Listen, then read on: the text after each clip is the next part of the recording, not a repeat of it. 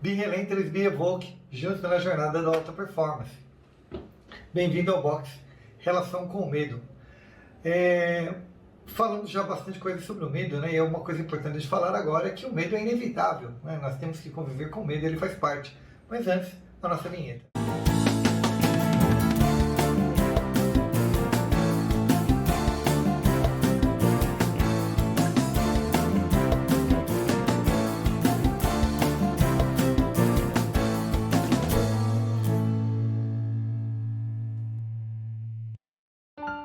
Basicamente, o medo tem três características que eu já citei, né?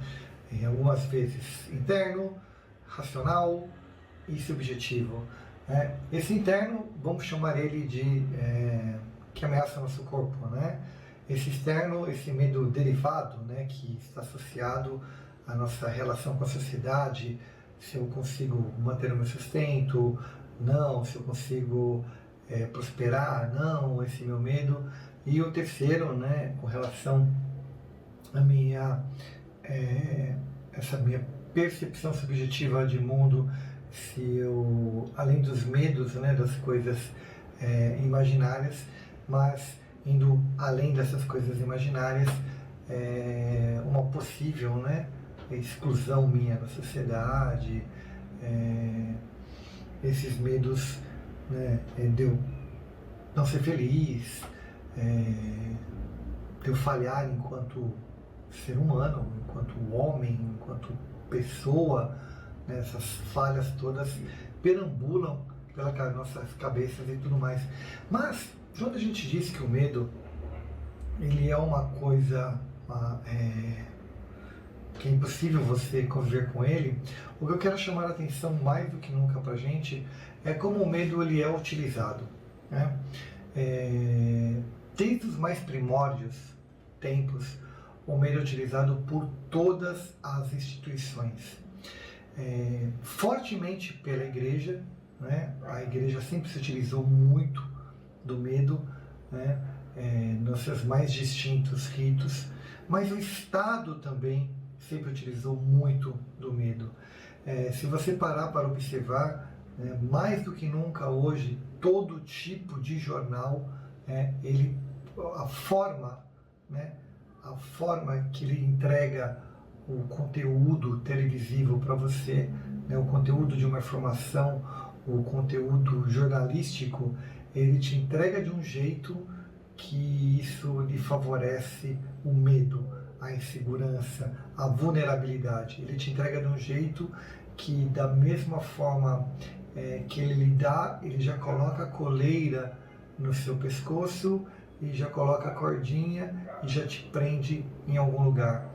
Essa é uma característica do Estado. O Estado sempre fez isso, desde que o Estado conseguiu ter acesso às pessoas, desde que foi criado o conceito, entre aspas, democrático, né? O Estado teve esse poder sobre a maioria das pessoas. O Estado descobriu que o medo era uma ferramenta muito importante e ele utiliza o medo para manipular pessoas.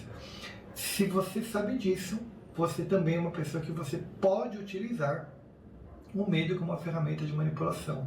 Assim como você deve lembrar, né, em algum momento da sua infância, talvez o seu pai ou a sua mãe deva ter usado do medo para manipular você em alguma circunstância, né? Ou não, né? Ou você usou com o seu filho o medo para manipular ele sobre uma determinada circunstância ou situação, né?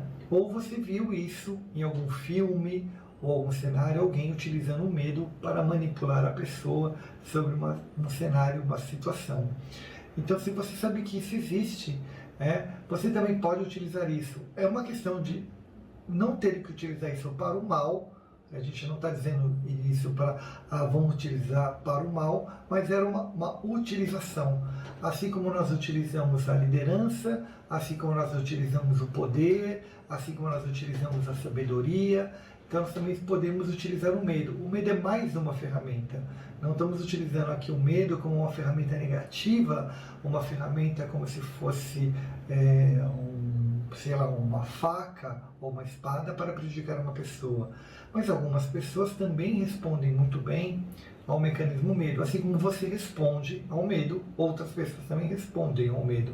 Então é uma questão da sua observação sobre as outras pessoas para que elas respondam de uma forma mais efetiva em relação ao medo e para que você possa transcorrer sobre situações com as pessoas. Então é uma questão de observação e como você observa as pessoas e como as pessoas também te observam. Pode ter certeza que dentro da sua empresa, né, quando tem aquelas avaliações 360, né, quando tem avaliações de final de ano, que as pessoas ficam com nota de 0 a 5, né, que fica uma pessoa com nota 3, ou com nota 2, ou com nota 4, bônus e tudo mais. Então sempre existe uma jogada administrativa aí, né, dando pontos para algumas pessoas, nota para outras pessoas, e algumas notas elas são dadas e jogadas, né, numa pressão de medo, né, para que gere aquela competitividade, mas é uma competitividade que, no fundo, né, quem perder,